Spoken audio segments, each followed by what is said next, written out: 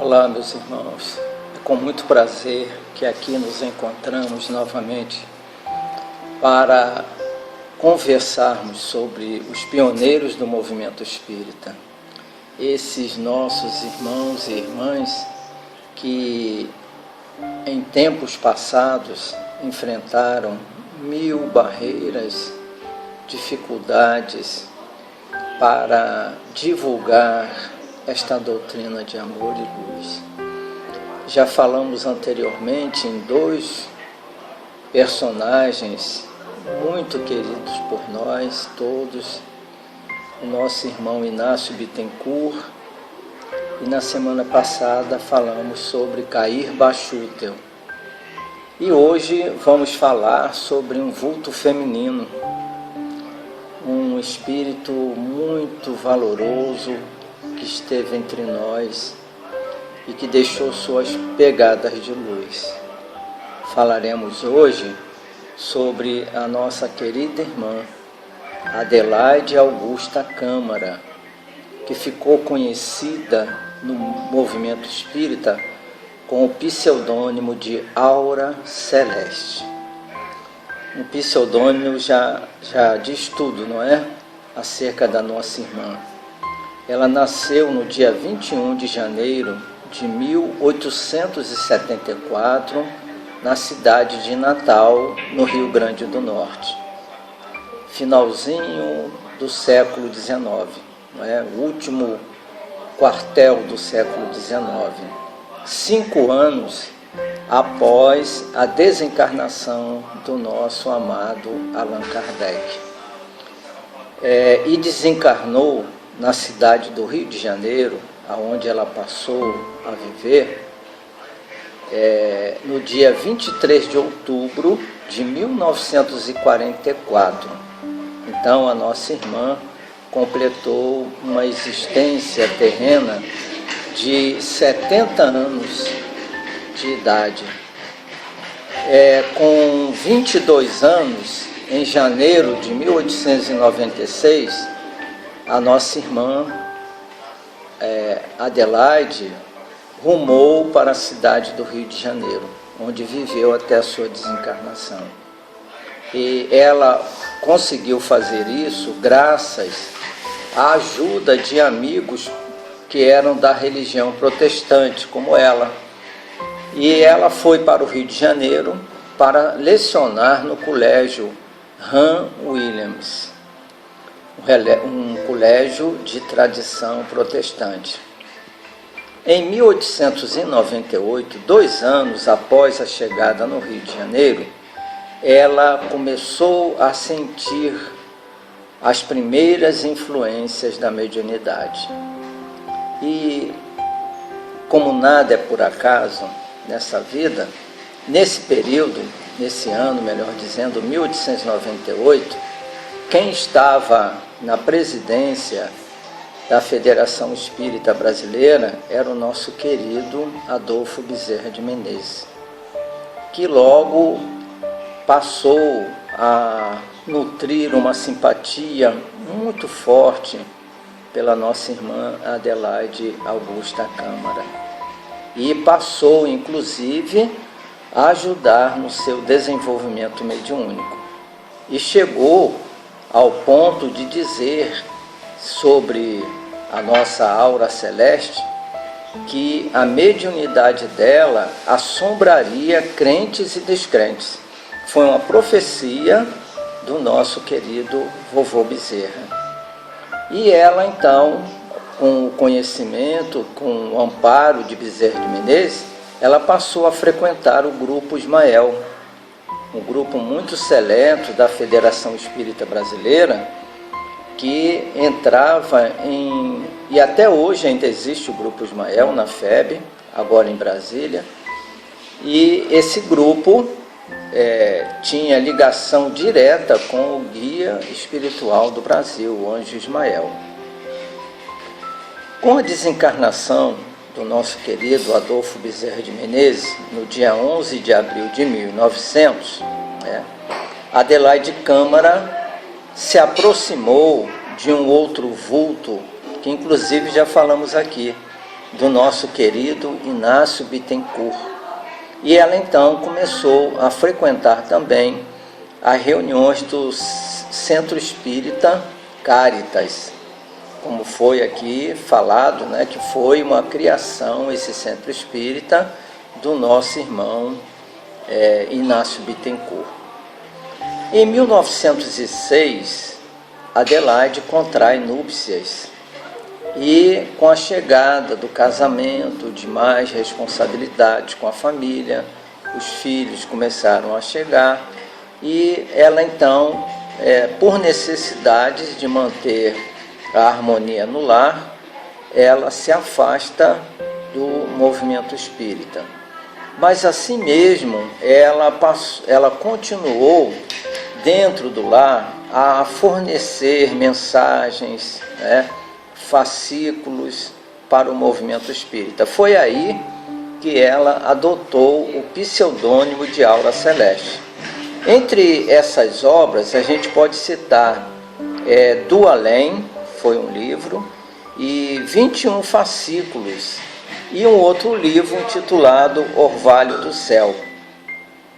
Em 1920, ela retorna à tribuna, porque quando ela inicia o desenvolvimento das suas faculdades com o Dr. Bezerra, a primeira faculdade mediúnica a despontar foi a da audição. E ela se tornou uma grande oradora, porque ela ouvia o Espírito falando diretamente no momento da palestra, não é? E com isso, as palestras dela eram muitíssimo concorridas, multidões iam assistir às suas palestras, porque naquela época, o auditório da FEB, lá na Avenida Passos, no Rio de Janeiro, ele comportava quase 2.000 pessoas. Hoje, por questões de tempo, já que o piso é de madeira, esse espaço foi reduzido, quase a metade, mas assim mesmo ainda é um salão muito agradável, com aquele mobiliário bem antigo do século XIX, cadeiras daquela época, realmente um ambiente muito espiritual. Em 1920, como falamos, ela retorna à tribuna para dar continuidade às palestras brilhantes que ela fazia. Ela passa também, nesse período, a receber a presença de um médico espiritual, o Dr. Joaquim Murtinho, que inicia então um processo de atendimento a enfermos que se tornou muito grande. Eu fiquei pensando, nesses dias, lendo a história de Inácio Bittencourt, agora de a nossa Aura Celeste, a nossa Ivone Pereira, nosso Bittencourt Sampaio, médiuns extraordinários que promoviam curas, já que a medicina era muito frágil naquela época. As pessoas também, por pouco recursos financeiros, elas não tinham como pagar um médico. E a espiritualidade, então, enviou esses trabalhadores para socorrer os mais humildes. E, além dessa faculdade de cura, de audição, da psicografia também, ela recebia mensagens no Grupo Ismael de entidades muito elevadas. E dentre essas outras faculdades mediúnicas, ela possuía a vidência, a mediunidade intuitiva e a mediunidade de bilocação. Ela podia se deslocar e ir a outros lugares fazer atendimentos, auxiliar no que as pessoas estavam precisando. Aura Celeste também foi uma grande poetisa, uma conferencista, uma contista, contava histórias com muita sabedoria e educadora, acima de tudo.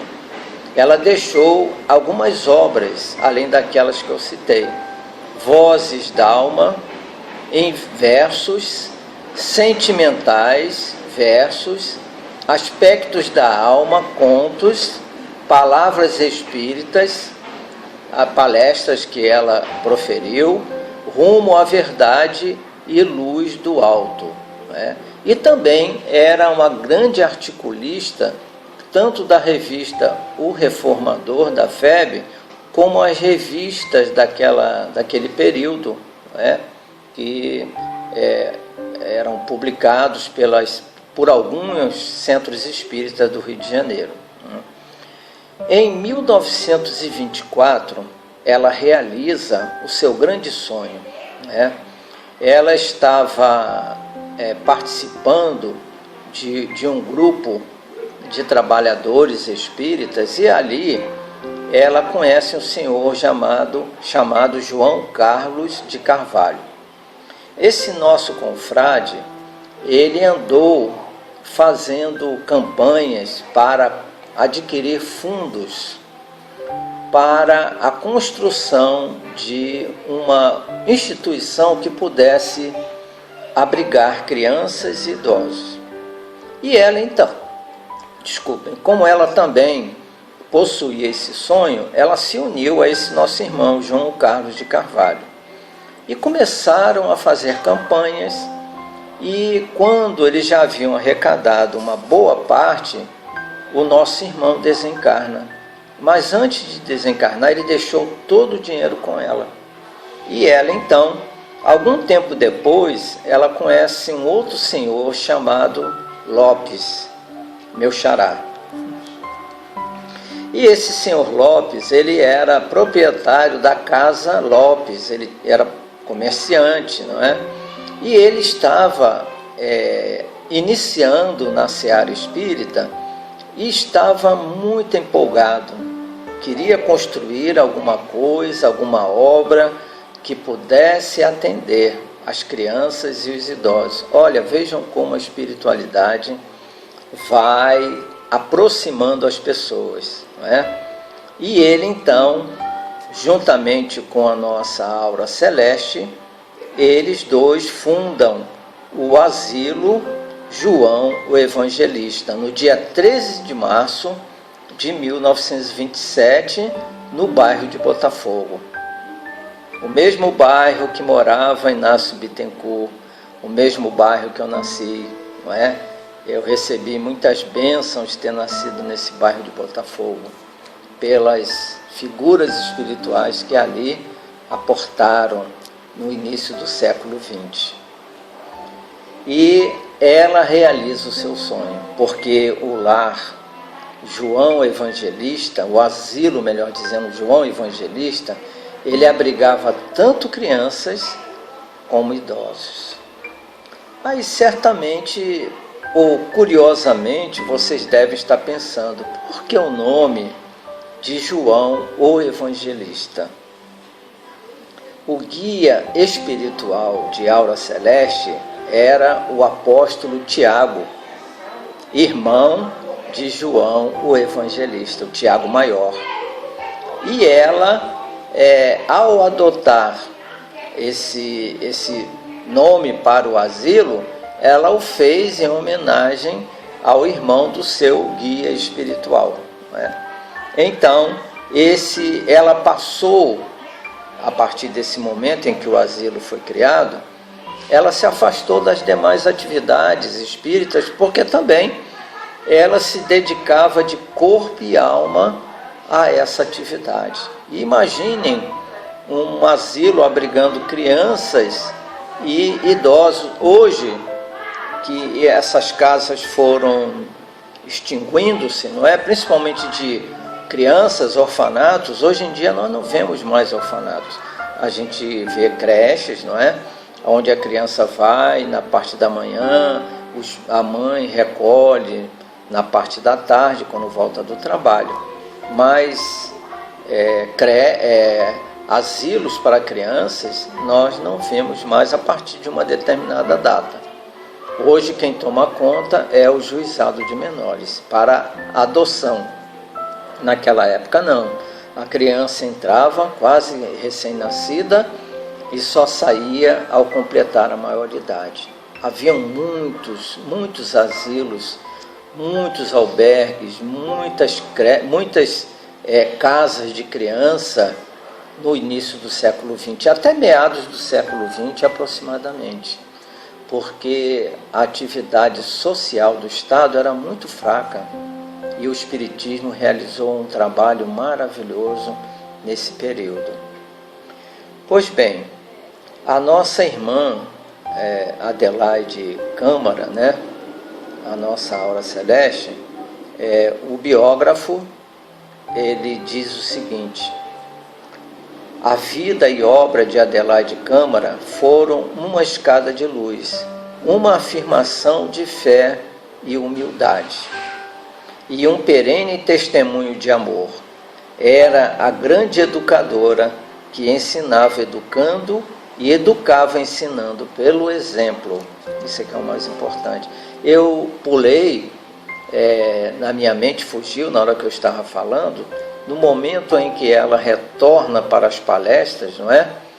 Antes de construir o asilo, ela retornou com tanta empolgação que nas suas palestras ela dava tanto de si, ela era muito franzina, complexão física muito franzina, e com a idade já se aproximando, ela sentiu muito fisicamente, mas assim mesmo deu prosseguimento.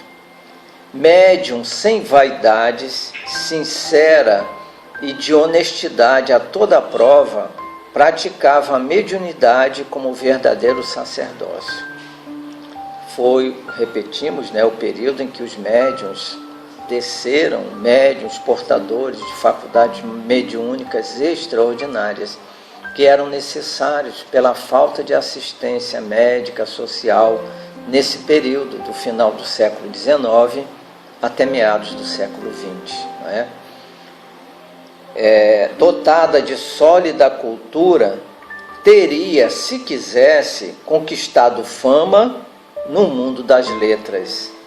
Poetisa de vastos recursos, oradora convincente e natural, senhora de estilo vigoroso e de fulgurante imaginação, tudo deu e tudo fez, com o cabedal que possuía para o bom nome e o engrandecimento da doutrina espírita. O Asilo Espírita João Evangelista no Rio de Janeiro, aí está ainda, em sede própria, atestando a obra e o devotamento à causa do bem, aquela nobre mulher que se chamou Adelaide Augusta Câmara. Melhor, ela continua provavelmente no plano espiritual com esse nome, foi da sua última encarnação. Há um testemunho assim muito marcante no livro Obreiros da Vida Eterna. Quem quiser depois consultar o capítulo 19 do Obreiros da Vida Eterna, intitulado A Serva Fiel. Esse livro, Obreiros da Vida Eterna, ele é extraordinário, sem desmerecer as outras obras de André Luiz. Esse livro é o resultado de uma viagem, de uma equipe espiritual, em que André Luiz fez parte dessa equipe. O padre Hipólito, a enfermeira Luciana, o Hilário Silva. Então, eles foram à Casa Transitória Fabiano de Cristo, que fica nas profundidades do mundo espiritual, em zonas muito densas, muito escuras, de muito sofrimento. E essa Casa Transitória Fabiano de Cristo, ela não tem esse nome de transitória por acaso. É uma imensa nave que pode se deslocar para onde eles desejarem. E eles vão para essa casa transitória a fim de descerem até o plano terrestre, aqui o plano mais baixo, onde nós habitamos, para realizar a desencarnação de 5 pessoas. E dentre elas, a desencarnação da nossa Aura Celeste. Impressionante, meus irmãos. Vocês, se puderem, leiam depois esse capítulo 19, A Serva fiel. Ela já estava num alto grau de espiritualidade tão grande que, enquanto os outros espíritos deram muito trabalho, alguns, nem todos, né, desses 5, 2 ou 3 deram muito trabalho para desencarnar. Inclusive um que não tinha pavor de desencarnar. E com a nossa aura celeste foi o contrário.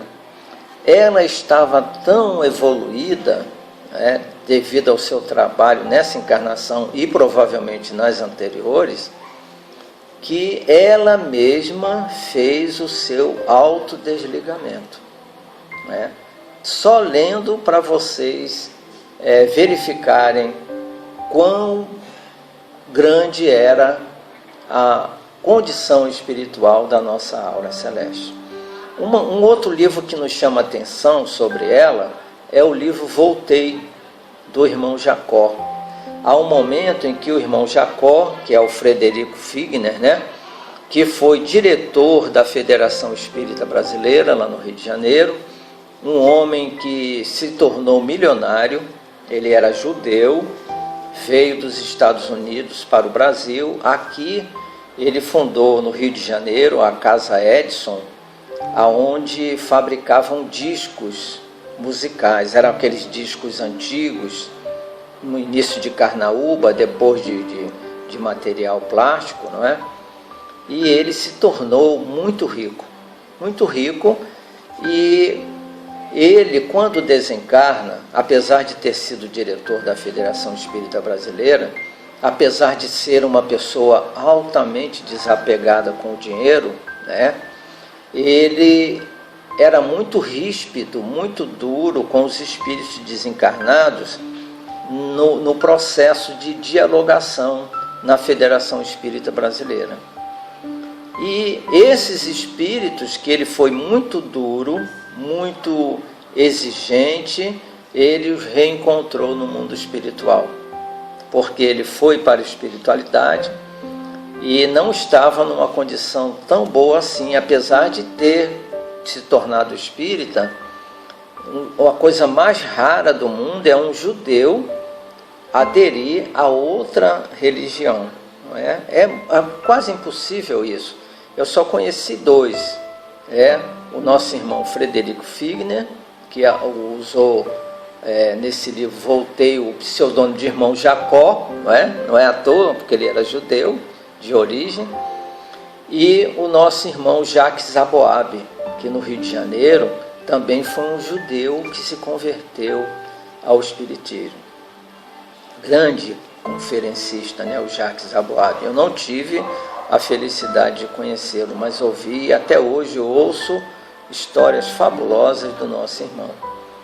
Então, quando ele, no mundo espiritual, e ele foi desligado do corpo pelo nosso querido Adolfo Bezerra de Menezes, não é? Que tinha um carinho muito especial por ele.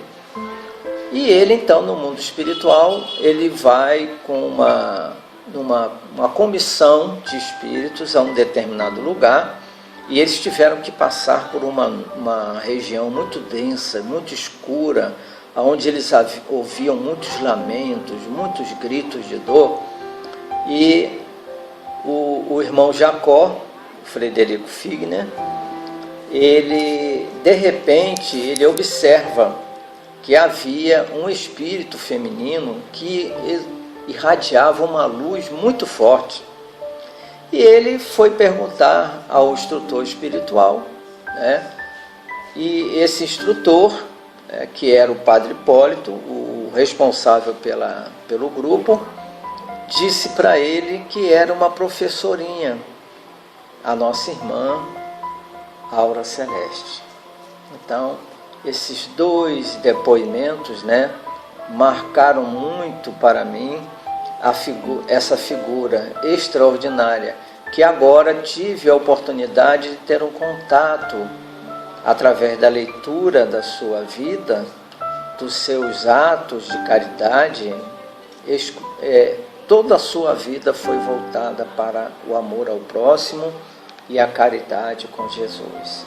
Então, não foi à toa que ela conquistou essa desencarnação tão simples, tão fácil, porque na desencarnação do irmão Jacó, o doutor Bezerra o retira do corpo e o leva até a praia para que ele pudesse se refazer. Ele estava muito debilitado.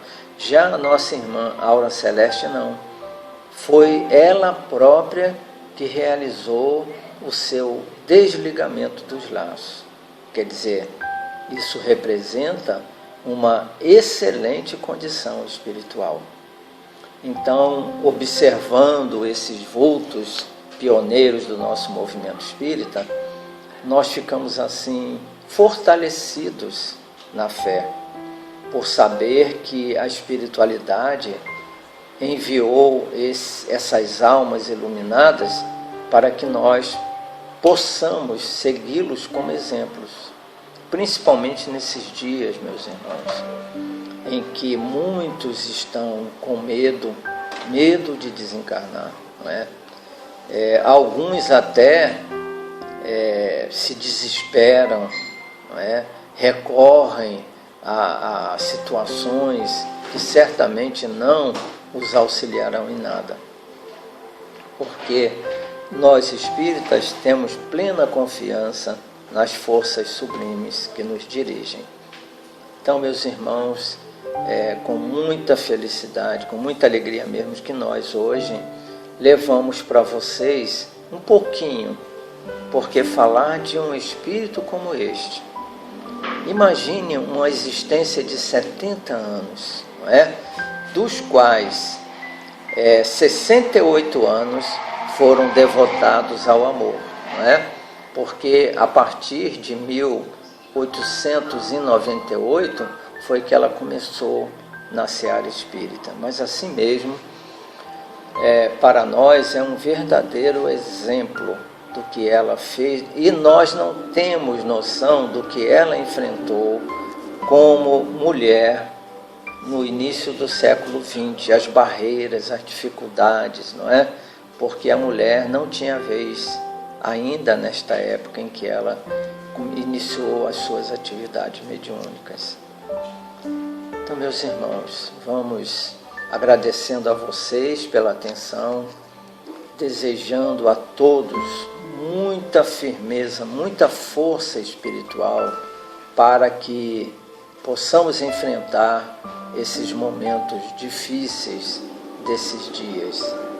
E rogamos ao Mestre, rogamos aos benfeitores espirituais que o nosso Lar dos Humildes, que é uma grande árvore, não é?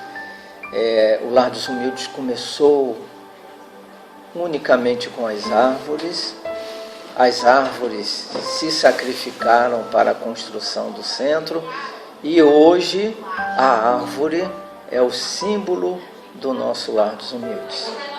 Que todos vocês recebam as bênçãos de Jesus para dar força e coragem para enfrentarmos esse dia.